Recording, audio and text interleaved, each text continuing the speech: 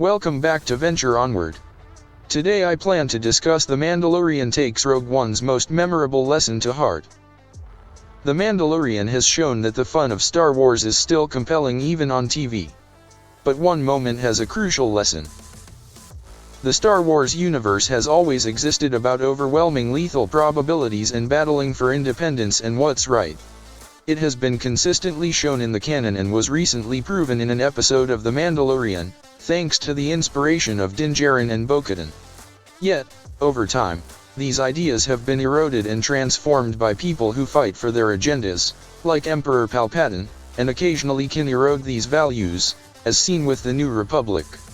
Nevertheless, when the fragments are down, it's safe to state that those who can resist will fight harder than any military.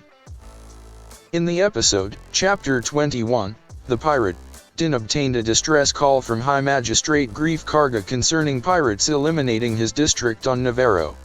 At first, Din and the tribe were reluctant as they had once fought against Greef to save Din and Grogu in Season 1. Yet, in gratitude to the utterance of Paz Vizsla, the Mandalorians allied powers and carried on an exclusive privateer caravan despite existing hardly outnumbered. But in doing so, the episode once also demonstrated an essential lesson about winning enormous odds presented in Rogue One, a Star Wars story.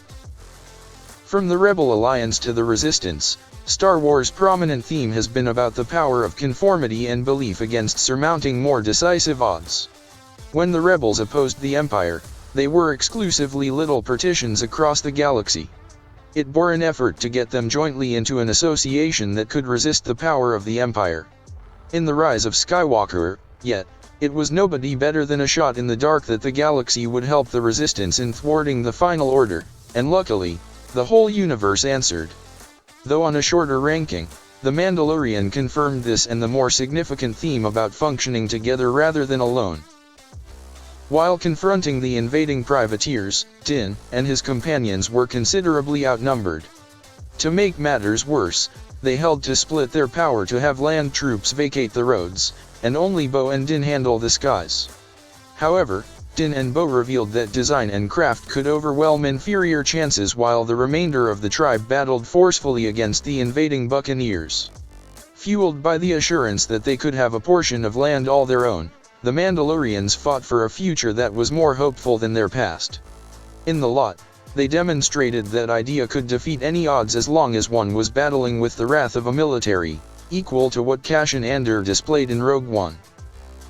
Corresponding to The Mandalorian, it is evident that the tribe and Bo-Katan, particularly, thought in this as well and, instead of striking head-on, used shock to their benefit. Consequently, her ship and Din's N-1 starfighter worked to destroy a tremendous transportation that the Pirate King, Gorian Shard, controlled.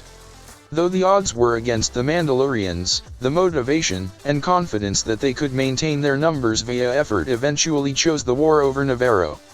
But in accomplishing so, it counted more facts to Rogue One and proved the significance of one of Star Wars' most essential addresses. Well, that's about it. The Mandalorian is streamed every Wednesday on Disney Plus with new episodes. Thank you for listening. Until next time, venture onward.